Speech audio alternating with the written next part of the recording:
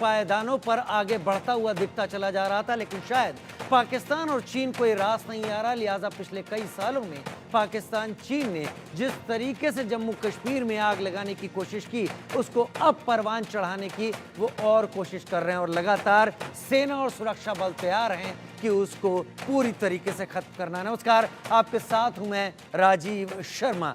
Dragon की पोल खुल चुकी है, वहीं पाकिस्तान की हरकत दुनिया में सरेआम दिखाई पड़ रही है। पाकिस्तान की साजिश के पक्के सबूत मिल रहे हैं। इंटरनेशनल समझौतों का उल्लंघन कर रहा है पाकिस्तान और दावा किया जा रहा है कि करगिल युद्ध पार्ट 2 की तैयारी भी कर रहा है। एक रिपोर्ट देखिए।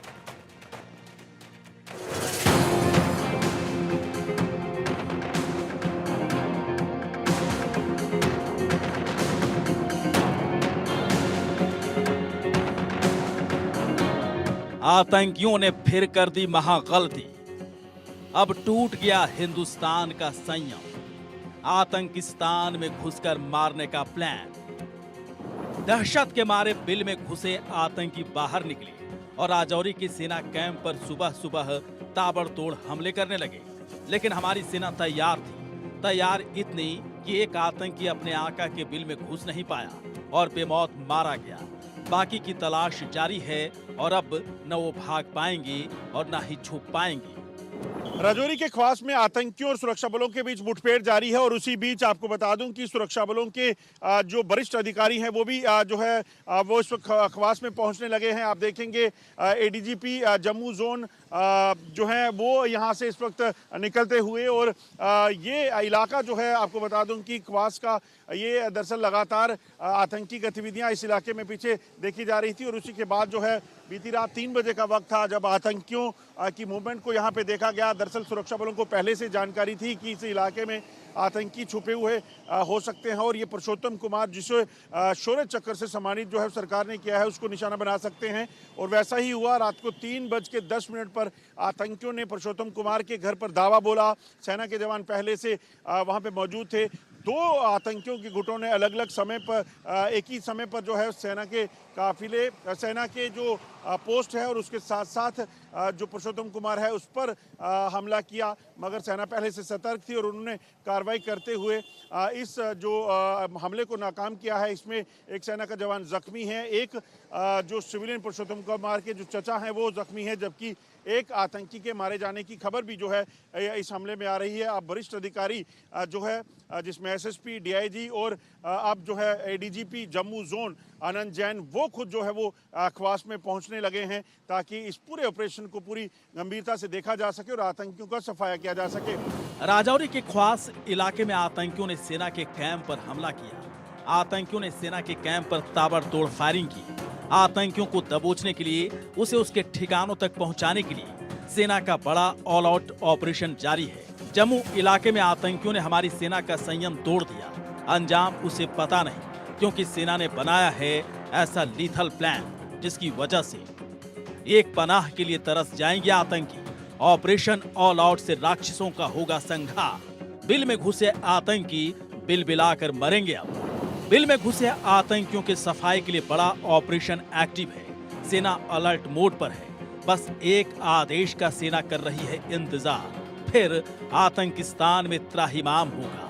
आतंकिस्तान मरघट में तब्दील हो जाएगा। जम्मू कश्मीर में सेना ने आतंकियों को मार गिराने के लिए बहुत बड़ा ऑपरेशन शुरू किया है। घने पहाड़ी जंगलों में ऑपरेशन किया जा रहा है। 15,000 ऊंचे पहाड़ों में ऑपरेशन जारी है। 150 किलोमीटर दायरे में 500 गुफाएं हैं और दावा किया जा रहा है कि 50 से 55 ट्रेंड आतंकी इन्हीं गुफाओं में छुपे हैं। 4000 अतिरिक्त फोर्स जम्मू गई है और 500 स्पेशल पैरा कमांडो को उतारा गया है। दरअसल पीर पंजाल रेंज की ऊंची पहाड़ियों में बनी नेचुरल गुफाओं में ट्रेंड आतंकी छुपे हुए हैं। आतंकियों को मार गिराने के लिए सेना के पास घातक प्लान तैयार है। मतलब साफ है, आतंकियों को मिलेगा अब करारा जवाब। बस एक आदेश, फिर आतंकिस्तान खत्म। आतंकिस्तान का मिटना अब तय है। हमारी सेना पूरी ताकत के साथ आतंकिस्तान पर प्रचंड प्रहार कर रही है। आतंकियों की आका जो पाकिस्तान और चीन के बिलों में घुसे हैं वो बिलबिला रहे हैं, क्योंकि इस बार आतंकिस्तान चारों तरफ से घिर चुका है और बचने के सभी रास्ते बंद हैं। यानी अब उसके ही घर में घुसकर उसे भस्म करना है।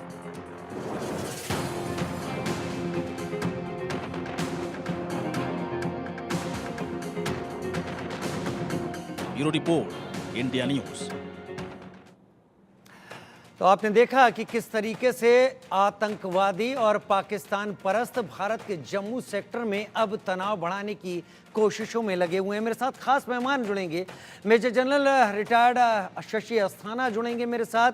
मेजर जनरल रिटायर्ड के सिन्हा डिफेंस एक्सपर्ट के तौर पर मेरे साथ जुड़ गए हैं। के सिन्हा साहब, बहुत स्वागत है आपका। और आपके ज़रिए हम लोग भी समझने की कोशिश करते हैं कि आखिर इन हालात को किस तरीके से समझा जाए। बहुत पहला सवाल और बहुत सीधा सा आपके सामने रखूंगा। घाटी में लगातार आतंकवाद को बढ़ावा देने वाला पाकिस्तान आखिर अब जम्मू रीजन को एस्केलेट करके क्या दिखाना चाहता है और किन वजहों से जम्मू में फिर से टेररिज्म को रीएक्टिवेट किया जाने की कोशिश की जा रही है? के सिन्हा साहब। राजीव जी, जय हिंद। जय हिंद सर। देखिए, आपका सवाल है कि जो अभी हम देख रहे हैं हाइटेंड टेररिज्म का जो अब ये तकरीबन ये तो है ही, जब इलेक्शन के बाद रिजल्ट आई वो 9 जुलाई के बाद जिस तरह से आप चीज़ें हुई 9 जून के बाद जो रियासी में हुआ और बढ़ता बढ़ता हुआ ये नीचे आ गया, या जम्मू, हरिनगर, सांबा, कठुआ जो हम इसकी बात करते हैं, और उसके बाद डोडा होते हुए किश्तवाड़ तक चला गया है। दूसरी तरफ आज ही आप देख रहे हैं कि फिर से पुंछ राजौरी के इलाके में और राजौरी में खास करके सेना के एक कैंप पे उन्होंने हमला किया था। हाँ, यहाँ पर हमने अपनी पूरी की पूरी अपनी जो रणनीति है उसको बदली है, जिसके कारण बिना एक जवान घायल हुआ है, कैजुअल्टी होकर के हमने उसको एक जवान उनको मारा है। और मुझे उम्मीद है कि बहुत सारी चीज़ें पर वहाँ पर भी जिस तरह से हम प्रोएक्टिव तरीके से करेंगे, उनको अपने ट्रैप में लेंगे और जो हम एम्बुश में नहीं फंस के हम उनको एम्बुश लगा करके उनको खत्म करेंगे। अभी बात जो आपकी मेन है कि क्या हुआ और किस तरह से चीजें होंगी। देखिए, एक तो है कि अपने इलाके में ऑपरेशंस चलाना, जिसको ऑपरेशन ऑल आउट के तहत है। इन चीजें हैं, ये 3 भागों में मेजर ऑपरेशंस होते हैं। एक तो अक्रॉस है और एक है online on the LOC and IB, और तीसरा है आपके अंदर के इलाके में।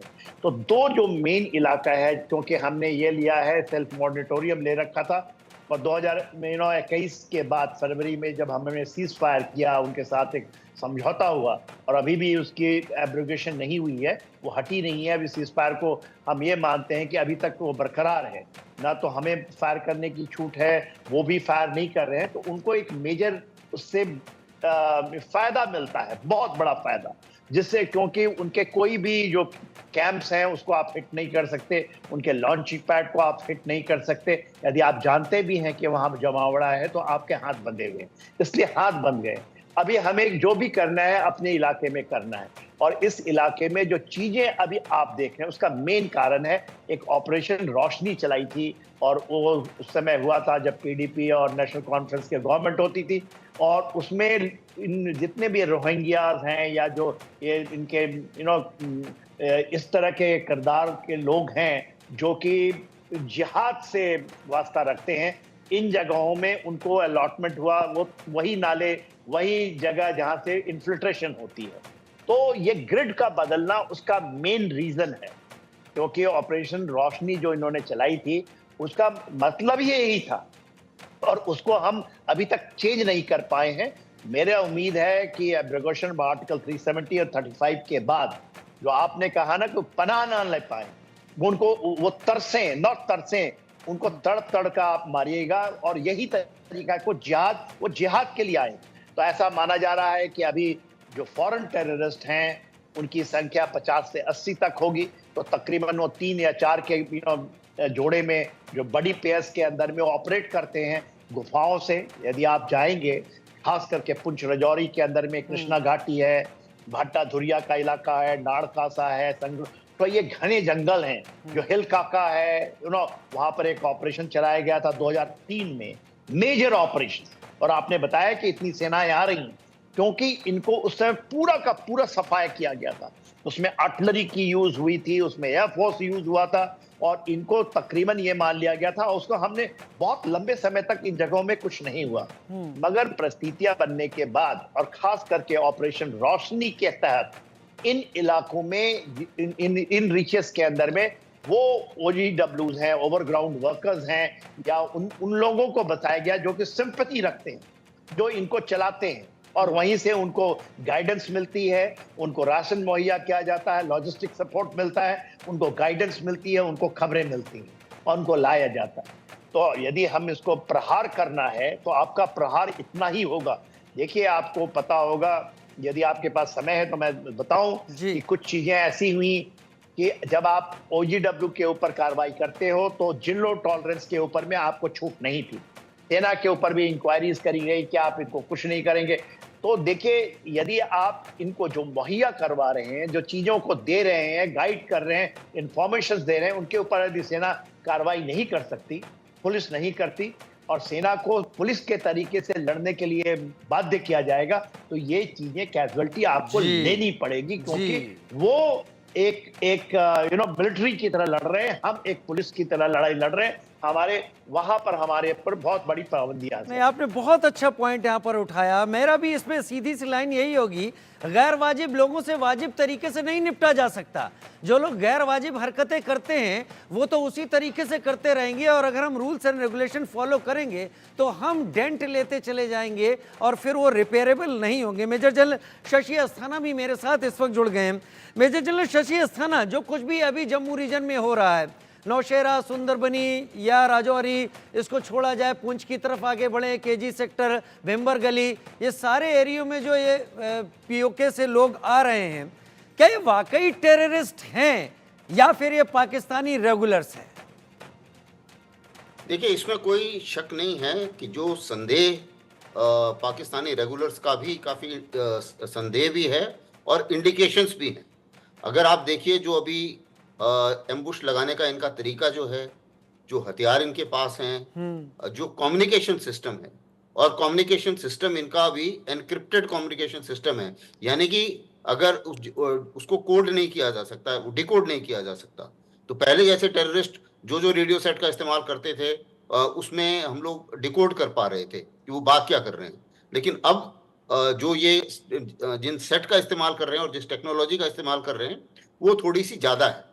तो मेरे विचार से एक मिक्स भी हो सकता है कि कुछ टेररिस्ट हों और कुछ इसमें पाकिस्तानी रेगुलर्स भी हो सकते हैं। तो इस चीज़ से इनकार नहीं किया जा सकता। दूसरी बात, मैं बड़े ध्यान से जनरल सेना साहब की बात सुन रहा था और मैं पूरी तरीके से उनसे सहमत हूं, उन्होंने जो कुछ भी बोला है। इसी में मैं अभी कुछ और चीज़ें अभी ऐड करना चाहूँगा। इसमें कोई शक नहीं है कि पाकिस्तान की जो मंशा है वो बड़ा क्लियर है कि पार्लियामेंट्री इलेक्शन भारत में बिल्कुल अच्छे हो गए हैं, और उसके बाद में अब वहाँ की जनता, POK की जनता, उनसे सवाल पूछ रही है कि हमारे यहाँ ना इकोनॉमी भी ठीक नहीं है, हमें ना खाने को मिल रहा है, ना पीने को मिल रहा है, और उस तरफ कश्मीर तरक्की करता जा रहा है, और उनको इस बारे में काफ़ी तकलीफ हो रही है, और इसलिए वो एक सिचुएशन ऐसी क्रिएट करना चाहते हैं इस इलाके में कि वो दिखा सके कि नहीं नहीं नहीं, वहाँ भी सब कुछ ठीक नहीं है, पहली बात। दूसरी चीज़ क्या है कि कश्मीर में जो ट्रुप डेंसिटी थी हमारी, जो मतलब तादाद थी जवानों की, और बॉर्डर्स के ऊपर भी जो तादाद थी, और जो अंदर के एरियाज हैं उसमें जो सिटी ग्रिड जिसे बोलते हैं, वो भी बहुत ज़्यादा टाइट थी। उसी मुताबिक इंटेलिजेंस का भी वहाँ पर बहुत अच्छा अरेंजमेंट हो गया था। जम्मू में कुछ समय तक मेरे विचार से उसमें जो ऑपरेशनल रिक्वायरमेंट्स हमारी ऐसी आई हमारे सामने, जैसे कि स्टैंड ऑफ में कुछ फौज वहाँ भेजनी पड़ी, उसी मुताबिक कुछ एक्स्ट्रा फौज यहाँ थी, उसको भी भेजना पड़ा। तो इन सब चीज़ों को मद्देनजर रखते हुए उनको लगा कि शायद इस इलाके में चांस लिया जा सकता है। और कुछ पॉइंट जो ऑपरेशनल रोशनी के बारे में उन्होंने बताया, उससे भी मैं बहुत अच्छी तरीके से सहमत हूँ। साथ ही पाकिस्तानी मिलिट्री भी इस प्रेशर में है कि किसी तरीके से जो उनके ऊपर इकोनॉमिक और इंटरनल सिक्योरिटी का प्रेशर चल रहा है, TTP उनको मार रहा है, उसका भी दिमाग थोड़ा सा अटेंशन डाइवर्ट किया जाए, ये एक बात। अब सवाल ये है कि एक्सटर्नल हम क्या कर सकते हैं और इंटरनल क्या कर सकते हैं, शॉर्ट टर्म में क्या कर सकते हैं और लॉन्ग टर्म में क्या कर सकते हैं।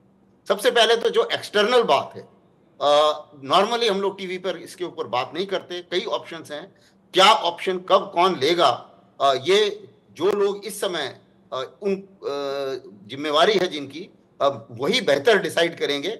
और जो गवर्नमेंट ऑफ द डे है और जो मिलिट्री की हायरार्की है, मेरे विचार से ये उन्हीं के ऊपर छोड़ दिया जाना चाहिए जी। कि क्या एक्शन लेना है, कैसे लेना है और कब लेना है।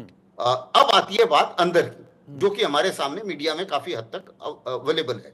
ट्रुप डेंसिटी बढ़ाई जा रही है, आपने देखा, पैरा कमांडोज का भी तादाद बढ़ रही है, कुछ फोर्सेस भी भेजे जा रहे हैं, और कुछ मेरे विचार से इंटेलिजेंस की एजेंसीज भी अपना वो भी बढ़ रही हैं। टेक्नोलॉजी का भी अच्छा इस्तेमाल किया जा रहा है, कुछ और टेक्नोलॉजी के लोग भेजे जा रहे हैं टेक्नोलॉजी से। दूसरी चीज, हम लोगों ने बहुत पहले वहां पर विलेज डिफेंस कमेटीज हुआ करती थी, वो अभी बीच में मेरे विचार से कुछ हद तक उसमें कमजोरी आई थी। अब शायद दोबारा से उसको एक्टिवेट करना पड़ेगा। कुछ जगह जहां पर विलेज डिफेंस कमेटी एक्टिव थी, उस इलाके में थोड़े टेररिस्ट जो हैं वो डर के भागे थे। एक दो इंसिडेंट अभी कुछ ही समय में ऐसे भी सामने आए हैं। टेररिस्ट इसका मतलब वाकई ये डर भी के थोड़ा सा- भागेंगे कि नहीं भागेंगे, मेजर जनरल शशि अस्थाना, वो थोड़ा सा उसके ऊपर काफ़ी हर एक की अपनी अलग अलग राय है, क्योंकि इस बार टेररिस्ट ने जंगलों का रास्ता चुना है। वो हेबरनेशन में पड़े रहते हैं कई लंबे समय तक, फिर कमांड मिलती है, उसके बाद एक्टिविटी करते हैं, फिर उसके बाद कहीं छुप जाते हैं, तो उनको ट्रेस कर पाना मुश्किल हो रहा है। ये मैं यहाँ पर बात करूँगा मेजर जनरल के सिन्हा, आपने अभी शुरू में ये कहा कि सीज फायर के चलते हमारी भी बंदूकें खामोश हैं, उनकी भी बंदूकें खामोश हैं, कुछ इस तरफ से हो नहीं रहा। लेकिन दरअसल सीज फायर तो तोड़ना तभी मान लेना चाहिए था जब एक भी टेररिस्ट उसके बाद से इधर आया, या एक भी ड्रोन इधर हथियार लेकर आया। सीज फायर को तभी टूटा हुआ मान लेना चाहिए था। इस सीज फायर ने भारत का कितना फायदा किया है, क्योंकि पाकिस्तान ने सीज फायर की आड़ में अपनी फोर्स की कम नफरी को तो डूरन लाइन पे लगा दिया, टीटीपी और अफगानिस्तान के साथ मुकाबला करने पे, और इधर वो रेस्ट एश्योर्ड हो गया कि यहां से भारत कुछ करेगा नहीं। तो ये तो भारत के लिए नुकसानदेह है। मेजर जनरल के सिन्हा। राजू साहब, आप बहुत सही फरमा रहे हैं, और उसका आकलन भी आपने कहा है, आपने इसकी भूमिका दी है।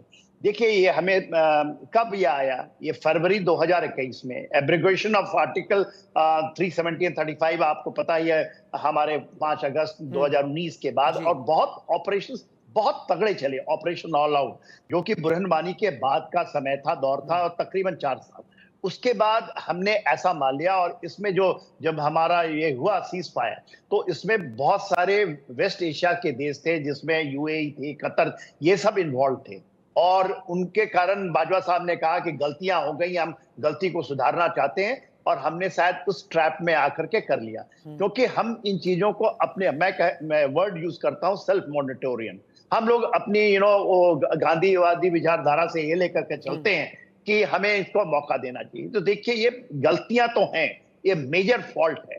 उसका खामियाजा क्या हुआ, जैसे शशि अस्थाना साहब बता रहे थे, और उन्होंने बड़ा अच्छा उसका आकलन किया था कि ट्रुप डेंसिटी के ऊपर हमारे जो सीआईएफ ग्रिड है, जिसको हम, एक रोमियो है, एक पता है यूनिफॉर्म और डेल्टा, ये उस समय आप 2003 के दशक से 2006 के दशक में हम लोगों ने भी इस इलाके में जो हिल काके के ऑपरेशंस के समय बड़ा जमीनी तौर पे हमने योगदान दिया है। तो वो जो दौर था ना, जो सफाई का दौर, और क्योंकि वहीं से पनपा था पूरा का टूरिज्म, और वो हिंटरलैंड में चला गया। अभी वो हिंटरलैंड आपको दिखाई का है, क्योंकि वो 15 नाले हैं जो आपके, हम लोग जब सगड़गढ़ बल्ज की बात करते हैं, खास करके जो गुजरनवाला से आता है, जो नीचे का इलाका है, जब हम ऊपर की, अभी हम लोग ऊपर की बातें कर रहे थे, पीर पंजाल के इमीडिएट एरिया में, जब उसके नीचे आते हैं, जिसमें आप डोडा कह लीजिए, कठुआ कह लीजिए, सांबा, हीरानगर, जम्मू, और इस रियासी तक का इलाकों के यदि आप देखते हैं, रामबन भी शामिल है। ये जो बीच का इलाका है, जो कुलगाम से नीचे नीचे का इलाका है, वहां पर ये कैसे पहुंचे, और कैसे इनकी वो पूरे के पूरे लॉजिस्टिक सपोर्ट, उनका जो एक्चुअल एडमिनिस्ट्रेटिव सपोर्ट है, उनका सर्वेलेंस सिस्टम कैसे काम किया। और आपने शुरुआत की थी अपनी बात से कि ऐसा लगता है कि पाकिस्तान की सेना ये मान के चलिए। वो बैट एक्शन नहीं, एक bat action border action team बनाते थे, और बॉर्डर एक्शन टीम में उनके कमांडोज, रिटायर्ड कमांडोज भी होते हैं, और उनके अंदर में इसका मिक्स होता है। जो आतंकवादी, हम आतंकवादी, वो जिहादी है। आतंकवादी कहना ये भी गलत होगा हमारे लिए। वो ये टोटल के टोटल ये हैं, जिहादी हैं, जिनका मजहब से लेना देना है, और उनको उनकी संरक्षणें मिलती हैं। देखिए, यदि हमारी आकलनों में हम इसको मिलिटेंसी लें, टेररिस्ट लें, हाइब्रिड कहें, तो ये थोड़ी जायती होगी। अभी क्या हुआ है, जब पूरी दुनिया के अंदर में, खास करके जो हमारा नॉर्दर्न फ्रंट है, उसमें हम जब एग्रेसिव हुए, हमने, जैसे अस्थाना साहब ने बताया कि कुछ हमने पुल आउट किया और वहां पर एग्रेसिव तरीके से कर रहे हैं, तो पाकिस्तान ने शहबाज शरीफ के को तलब की थी, और कियानी साहब भी बुलाया गया वहां पर। और अभी जो है, ये मेरा मानना है कि जो इस्लामिक स्टेट खुरासान प्रोविंस जो है, जो कि बेसिकली, जो अब आपको इजराइल के आसपास भी आप देखिए, वेस्ट एशिया में जो कुछ कर रहे हैं, जो मॉस्को में हुआ है टेररिस्ट अटैक, मेरा मानना है, और मेरी अपनी भी कुछ ऐसी जानकारियां हैं, कि ये उनके एलिमेंट भी इसमें था, और वो एब्सोल्युटली आप वो फौज से भी ज्यादा खूंखार, क्योंकि उनके पीछे जिहाद का एक सोच है। एक सोच होती है ना, कि आपको रिलीजियस फैक्टर को ऐड किया गया है बहुत। वो तो मरने मारने के लिए आए हैं, वो तो जिहाद करने आए हैं ना, और वो आपको पुल आउट कर रहे हैं, एम्बुशेस में फंसा रहे हैं। और हम एम्बुश में, हम क्योंकि हमारा जो एक चेंज हो चुका है ना, कि हम पुलिस फोर्स की तरफ, और इसमें आर्मी की कहीं गलती नहीं, हमारी लीडरशिप की, क्योंकि आपको ऐसे यूनिफाइड कमांड से, ऐसे ही यदि ये चलेगा यूनिफाइड कमांड से, जिसमें जाद में आपको ये मिलेगा, जो मिलता है कि आप इसको इस तरह से करें, इस तरह से करें, तो फौज अपनी चीजों को छोड़ करके उन चीजों को अडॉप्ट करता है, जिसके अंदर, क्योंकि उसके ऊपर बहुत प्रेशर है। वो यदि पकड़ता है किसी ओजीडब्ल्यू को, तो उसका काम नहीं होता, उसके ऊपर इंक्वायरियां बैठ जाती है, थोड़ी सी कुछ जायती हुई तो सब पीछे पड़ जाते हैं। तो इसको मैं हाथ के पीछे, और इसमें हमारे जो सीनियर लीडरशिप है, वो भी प्रेशर्स में आ जाते हैं। तो ऑपरेशंस का कारण यही है, इसका मेन कारण है। मगर हम आज के दिन में हमारे भी लीडरशिप बहुत अच्छी है, बहुत तगड़ी है, बहुत शार्प है, बहुत एक्सपीरियंस्ड है, मगर वो इन चीजों को, क्योंकि उनको ऐसा लगता है कि शायद देश की पॉलिसी है, इस पॉलिसी को करना है, हमने इस तरह से करना है।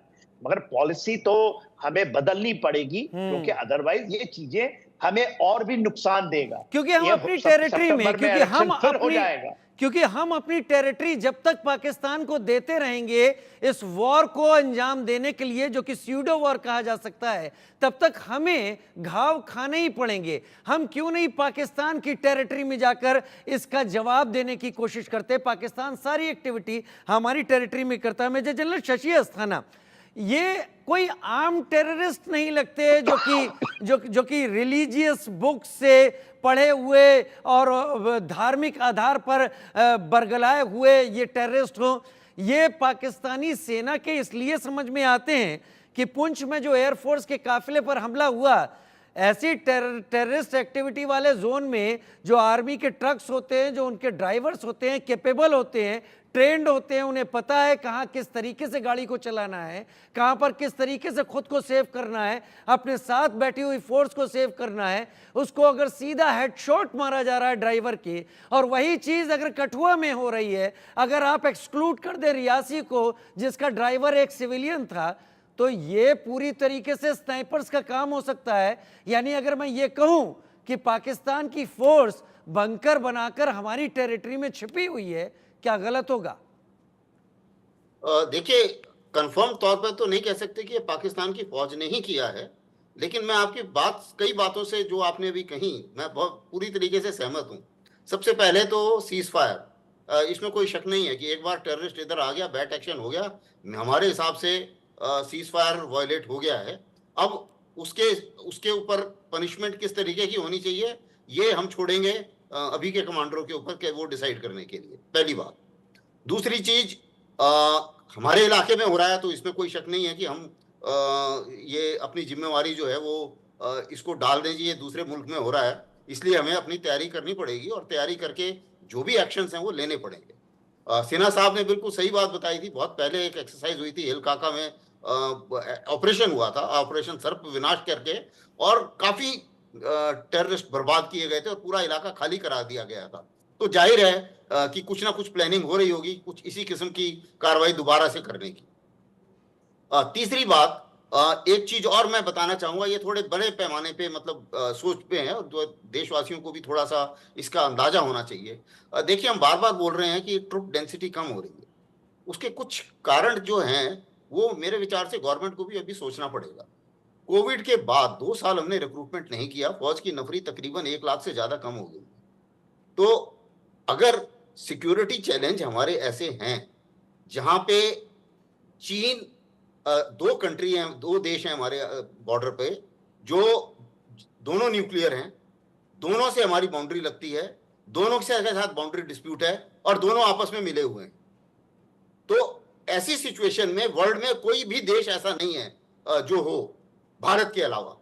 तो उस हालत में ये सोचना, बहुत लोग, कुछ पॉलिटिशियंस ऐसा सोचते हैं कि यार फौज को कम कर देना चाहिए, टेक्नोलॉजी बढ़ रही है। मेरे विचार से जो सिचुएशन हमारी अभी नॉर्दर्न बॉर्डर पे है, लाइन ऑफ एक्चुअल कंट्रोल में हमें आदमियों की जरूरत है ब्लॉक करने के लिए, मूवमेंट ब्लॉक करने के लिए। तो जो हमारी एक जो है ना इन्फेंट्री डोमिनेंट फौज, वो रहेगी और उसकी हमें जरूरत है, और हम आदमी कम नहीं कर सकते चाहे, और उसकी कॉस्ट भी बढ़ रही है, सिक्योरिटी की कॉस्ट बढ़ रही है। जब चीन अपना डिफेंस बजट की परसेंटेज बढ़ा रहा है, पाकिस्तान बढ़ा रहा है, तो जाहिर है कि हम नहीं बोल सकते कि जी 2% से कम में हमारा काम चल जाए। उसी मुताबिक सर के सिन्हा साहब, ये चीजें वाकई टेलीविजन शोज या पेपर में डिस्कस नहीं होती कि किस तरीके से अपना ऑफेंसिव सामने लाना चाहिए, लेकिन फिर भी आपको क्या लगता है इसका हल क्या हो सकता है एज एन एक्सपर्ट? क्योंकि मेरा मानना है कि LAC हो या LOC, हम दोनों तरफ पाकिस्तान के साथ साथ PLA से भी निपट रहे हैं। देखिए राजीव जी, आपने पूछा कि एज ए, जो मेरा मानना है, कुछ भी एक भी आपके इलाके में होता है तो ये तो एस्टैब्लिश्ड है कि ये अक्रॉस से आया हुआ उसका एक्सटेंडेड आर्म है जो कि कर रहा है, जिसको फॉर्म बेस कहते हैं, जहां से ये लॉजिंग होती है, वो सब पता है। और इसके पूरे 6 फिगर ग्रिड रेफरेंस है, 8 फिगर ग्रिड, आप उसको पूरी तरह से बर्बाद कर सकते हैं। हमारे फायर असॉल्ट का मतलब है फायर, वो एक तरह का असॉल्ट ही है, जिसको हम लोग धावा कहते हैं, अटैक कहते हैं, वो भी है। उसके अलावा फिजिकल अटैक। तो एक भी गलती का रिट्रीब्यूशन कभी दोगुना होना चाहिए। यदि उन्होंने एक एक्शन किया है तो हमारे मिनिमम, अदरवाइज 3 टाइम्स यदि आप करते हैं तभी आप डिटरेंस, एक ग्रिड है कि यदि आप ऐसे करेंगे तो आप दुश्मन के मन में ये डालेंगे कि हम ये चीज नहीं कर सकते। देखिए, जब हुआ है आपकी कोई भी लड़ाई हुई, 71 की लड़ाई हो, कारगिल वॉर हुआ हो, या हमने जब सर्जिकल स्ट्राइक किया है बालाकोट, जबकि वो एक टोकन ही था, क्योंकि 72 घंटे के अंदर में आप ये नहीं कहेंगे कि हमने पूरा हासिल कर लिया है। हमने एक बार एयरफोर्स को किया। अभी की दुनिया में यदि मिलिट्री वॉरफेयर को आप समझें तो उसमें बार बार करना पड़ता है। यदि आप यूक्रेन रशिया की वॉर को देखें, ये तो लाइव चल रहा है ना, हमारा आंखों के सामने चल रहा है, हमें उससे लेसन